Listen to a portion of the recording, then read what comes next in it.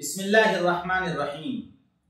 100 बार सवारा है हमने इस मुल्क के गेसुए बरहम को, ये अहले जुनू बतलाएंगे क्या हमने दिया है आलम को। मोहतरम नाजरीन, 15 अगस्त को हर साल हम खुशियां मनाते हैं, हर तरफ जश्न और खुशी का माहौल होता है, लेकिन इस मौके पर जरूरी है कि हम अपने उन अकाबिरीन को भी याद करें जिन्होंने इस दिन के लिए, इस आज़ादी के लिए अजीम कुर्बानियां दी थी।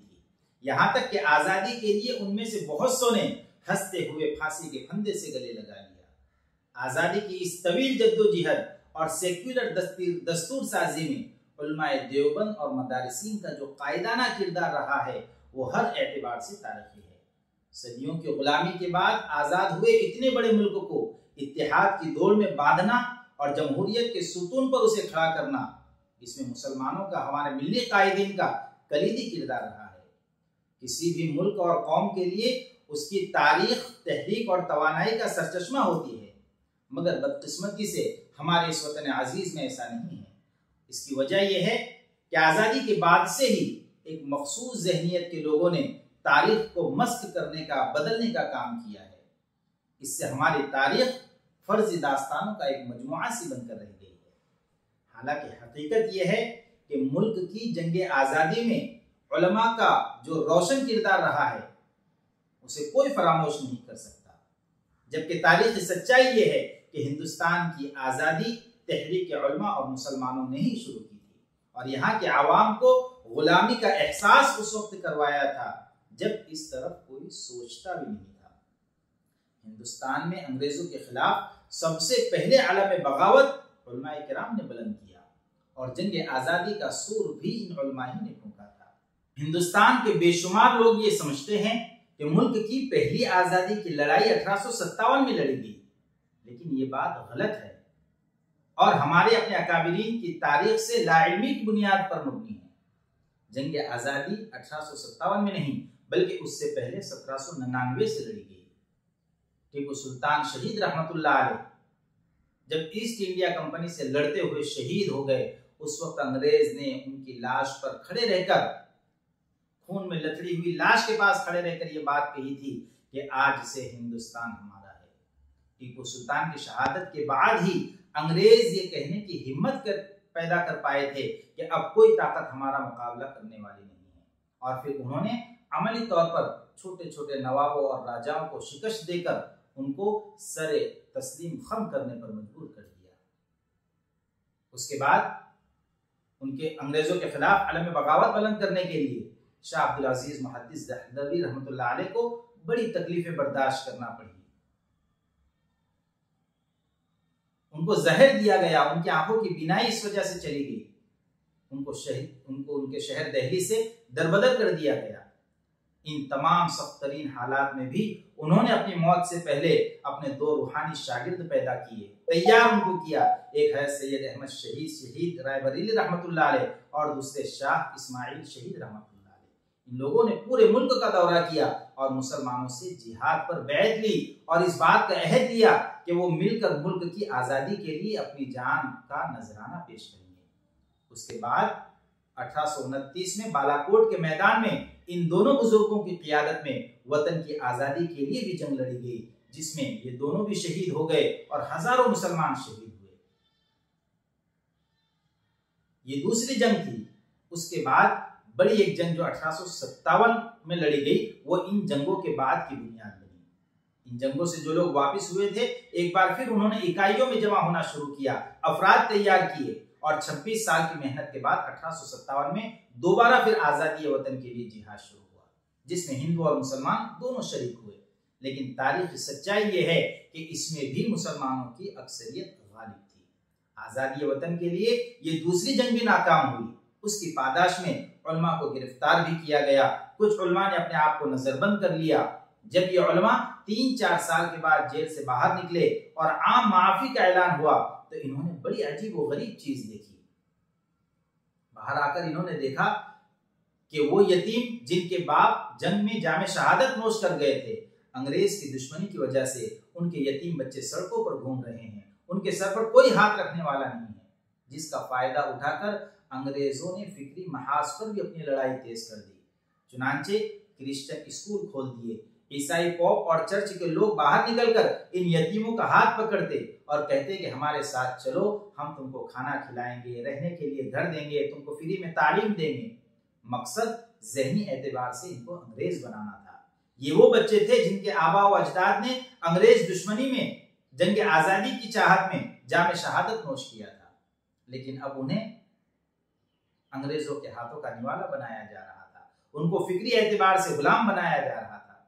इन हालात को देखकर हमारे उलमाए किराम ने सर जोड़कर बैठकर एक फैसला लिया कि अब हमें भी आजादी वतन के लिए एक ऐसे इदारे की जरूरत है जहां मुल्क को आजाद कराने और गुलामी की जंजीरों को तोड़ने के लिए अफराद तैयार किए जा सके।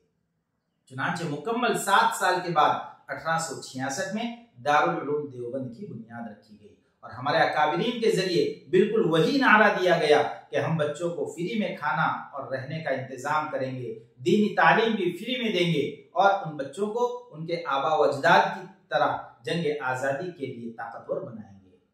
लेकिन ये तो फकीर और बोरिया नशीन थे। इन लोगों ने मदरसा बनाया और कौम को ये पैगाम दिया कि अगर गुलामी की लानत की जंजीर को तोड़कर आजाद होना चाहते हो तो इस मदरसे को, इस जो भी मदारिस है उनको जिंदा रखने की कोशिश करें। फिर लोगों ने दिल खोलकर मदारिस की इमदाद शुरू की, जिसका नतीजा ये हुआ कि चंद बरसों के अंदर बुखारा, समरकंद, ताशकंद और हिंदुस्तान के शहर शहर से बच्चे मदारिस में जमा होना शुरू हो गए, जिनको फ्री में तालीम दी जाती थी। हमारे उलमा कौम को ये यकीन दिलाने में कामयाब रहे कि अगर ये मदारिस जिंदा हैं तो आप जिंदा है, अगर आपकी औलाद भी जिंदा है, आपके घर में इस्लाम की रोशनी भी जिंदा है और आप आजाद हैं। हम वजह तौर पर ये कह सकते हैं कि जंग आजादी इस्लाम की आबियारी, वतन की हिफाजत और इस्लाम दुश्मन ताकतों से लोहा लेने के लिए एक तहरीक की शक्ल में मुजाहिदीन आजादी को पैदा करने के लिए दारुल उलूम देवबंद की बुनियाद डाली गई। और फिर दारुल उलूम देवबंद ने ऐसे ऐसे सपूत पैदा किए जिन्होंने पूरे मुल्क में आजादी वतन की शमा को रोशन कर दिया। दारुल उलूम के ऐसे पहले सपूत मौलाना महमूद हसन शेखुल हिंद रहमतुल्लाह अलैह थे, जो देवबंद ही के रहने वाले थे। दुबले पतले और कदरे पस्ता कद थे, लेकिन उनके हौसले पहाड़ की तरह मजबूत थे, जिसमें वतन की आजादी के शौले भड़क रहे थे। मादरे वतन की आजादी के लिए उन्होंने जो कुछ किया वो तारीख का एक रोशन बाब है। सूबाजात मुत्तहिदा का अंग्रेज गवर्नर टॉमसन कहा करता था कि अगर शेखुल हिंद रहमतुल्लाह अलैह को जलाकर राख भी कर दिया जाए तो उनकी राख के अंदर से भी अंग्रेज दुश्मनी की बू आएगी। उन्होंने रेशमी रुमाल की तहरीक चलाकर अंग्रेजों को हैरान कर दिया। अंग्रेजों को आखिर तक मालूम ही नहीं हो सका कि इस तहरीक के पीछे असल दिमाग किसका है। अंग्रेज हज़रत मौलाना उबैदुल्लाह सिंधी रहमतुल्लाह अलैह और दूसरे उलमा को इस तहरीक का सरबराह समझते रहे, लेकिन शेखुल हिंद रहमतुल्लाह अलैह का जो दिमाग था वो अंग्रेज जैसी ज़हीन कौम की समझ से कई बालातर था और उन्होंने सैकड़ों ऐसे जियाले और जय्यद उलमा पैदा किए जिन्होंने अंग्रेज हुकूमत की नाक में दम कर दिया था। शेखुल हिंद रहमतुल्लाह अलैह के साथ माल्टा में शेखुल इस्लाम हज़रत मौलाना सैयद हुसैन अहमद मदनी रहमतुल्लाह अलैह भी कैद थे, जो उनके खास शागिर्द और खास खादिम का दर्जा रखते थे। उन्होंने शेखुल हिंद रहमतुल्लाह अलैह की खातिर जेल जाना भी जरूरी समझा और शेखुल हिंद रहमतुल्लाह अलैह की खिदमत के लिए जेल की तमाम तर तकलीफों को, सऊबतों को बर्दाश्त किया। 23 नवंबर 1919 में दिल्ली के मकाम पर खिलाफत कॉन्फ्रेंस मुनक़िद की गई, जिसमें मुल्क के कोने कोने से उलमाए किराम तशरीफ लाए और सब एक जगह सर जोड़कर बैठे और इस नतीजे पर पहुंचे कि हज़रत शेखुल हिंद रहमतुल्लाह अलैह की माल्टा की जेल से रिहाई की इत्तलाअत आ रही है, इसलिए एक ऐसा प्लेटफॉर्म तैयार होना चाहिए जिस पर हज़रत शेखुल हिंद हिंदुस्तान आकर मुकम्मल तरीके से आज़ादी वतन की तहरीक को चला सके। चुनांचे उसी वक्त ये फैसला लिया गया और अमृतसर में हिंदुस्तान के मुमताज उलमा ने जमा होकर 1919 में जमीयत उलमाए हिंद की बुनियाद रखी और मुफ्ती किफायतुल्लाह साहब रहमतुल्लाह अलैह को आर्जी तौर पर उसका सदर बनाया। हजरत शेखुल हिंद 1920 में माल्टा से हिंदुस्तान तशरीफ लाए और उसी साल दिल्ली के अंदर जमीयत उलमा हिंद का एक बड़ा सालाना जलसा हुआ, जिसमें उनको जमीयत उलमाए हिंद का मुस्तकिल सदर बनाया गया। आपने अपने खुतबे सदारत में खास तौर पर उलमा को झिंझोड़ा और फरमाया कि इस्लाम एक कामिल और मुकम्मल मजहब है, तमाम इज्तिमाई और इनफिरादी शौबों को अपने दामन में लिए हुए हैं। जो लोग मदरसों में सबक पढ़ाकर अपने हुजरों में बैठे रहने को इस्लाम के हुकूक की अदायगी के लिए काफी समझते हैं, वो लोग इस्लाम के पाक और साफ दामन पर दाग लगा रहे हैं। इसी इजलास के 12 रोज के बाद हज़रत शेखुल हिंद रहमतुल्लाह अलैह अल्लाह को प्यारे हो गए। हज़रत शेखुल हिंद के बाद जमीयत उलमा हिंद ने हालात के मिजाज को समझते हुए फिरासत ईमानी पर मबनी एक हिकमत अमली तैयार की और फिरका वाराना जहनियत के फैलने के जहरीले असरात को रोकने के लिए बिरादरान वतन पर मुश्तमिल एक तंजीम जो कांग्रेस है उससे इत्तेहाद किया और मुल्क की मुकम्मल आज़ादी के लिए फिरका व मजहब की कैद से आज़ाद होकर आज़ादी की जद्दोजहद शुरू कर दी। आज़ादी मुल्क की खातिर जेल की सऊबतें हमारे अकाबिरीन ने बर्दाश्त की है। शेखुल इस्लाम हज़रत मौलाना सैयद हुसैन अहमद मदनी रहमतुल्लाह अलैह ने आज़ादी के हवाले से अपने उस्ताद की कुढ़न और बेचैनी को जज्ब कर लिया था। चुनांचे उन्होंने हज़रत गंगोही रहमतुल्लाह अलैह, हज़रत नानोतवी रहमतुल्लाह अलैह और हज़रत शेखुल हिंद रहमतुल्लाह अलैह की फिक्रों को तेज तर कर दिया और हमारे मुल्क की आज़ादी के लिए सीना सफर हो गए।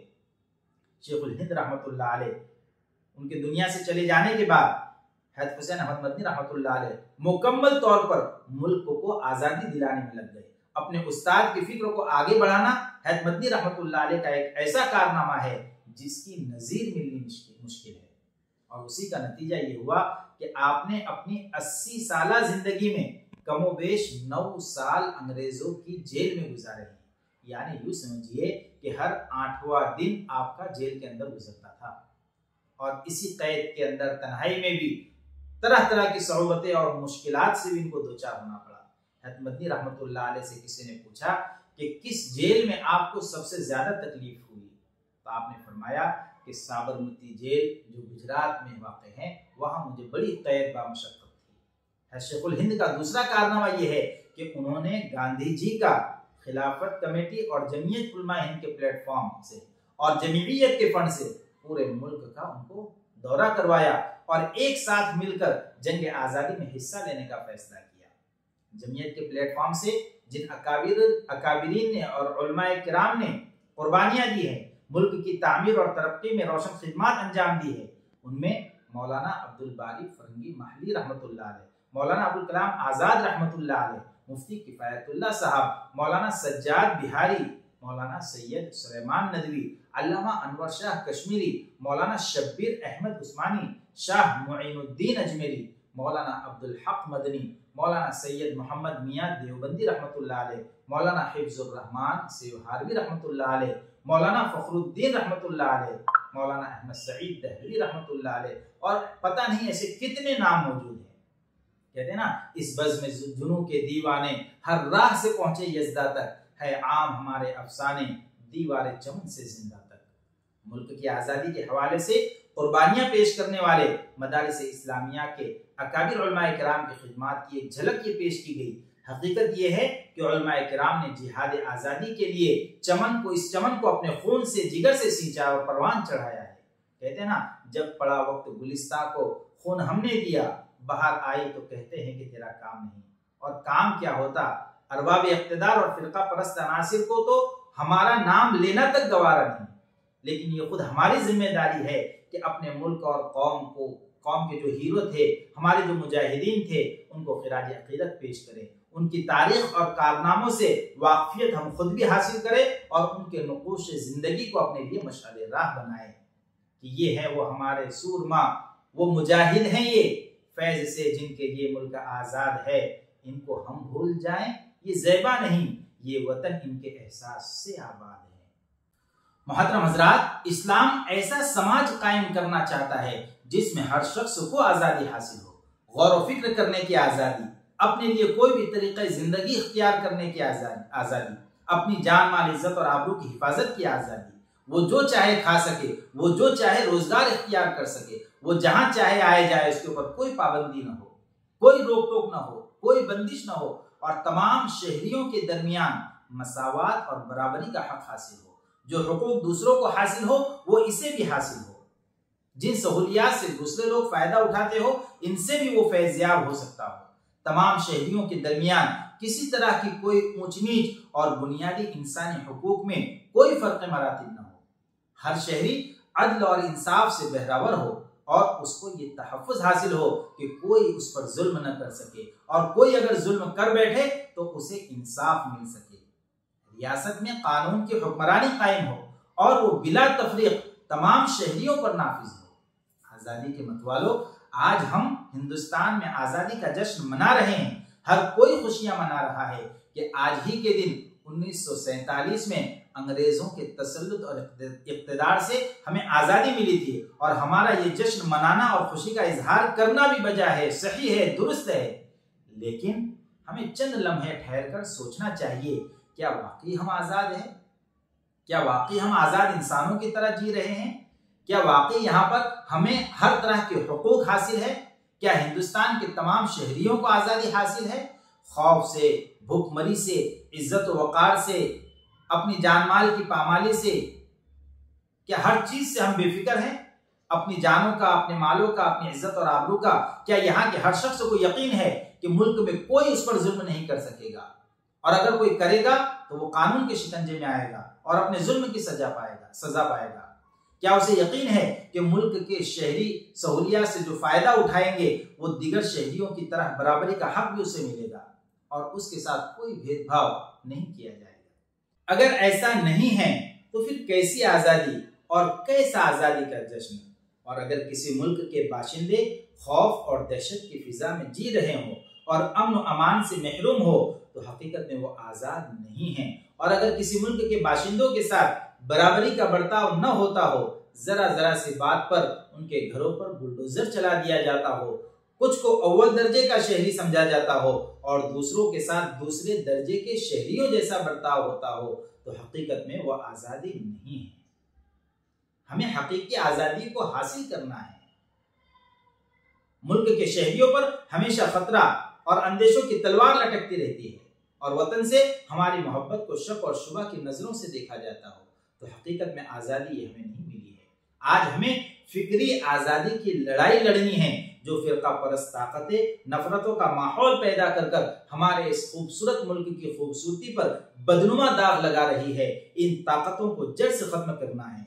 फिरका परस्त ताकतें हमारे मुल्क को दीमक की तरह चाट कर खोखला कर रही है, जिससे हमारी गंगा जमनी तहजीब के लिए जो हमारा मुल्क जाना जाता था उसका नाम, उसके नक्शे को बदल दिया जा रहा है। आइए हम अहद करें कि इस मुल्क अजीम की बका के लिए, इसके तहफ़्फ़ुज़ के लिए, इसकी आन बान शान को बढ़ाने के लिए हर मुमकिन कोशिश करेंगे। उसके लिए अपनी जानों का नजराना पेश करना पड़े, हम अपनी जानों का नजराना पेश करेंगे, लेकिन हमारे अकाबिरीन की इस विरासत को पामाल और बर्बाद नहीं होने देंगे। जब गुलिस्ताखों की जरूरत पड़ी सबसे पहले हमारी ही गर्दन कटी, फिर भी कहते हैं हमसे ये अहले चमन, ये वतन है हमारा तुम्हारा।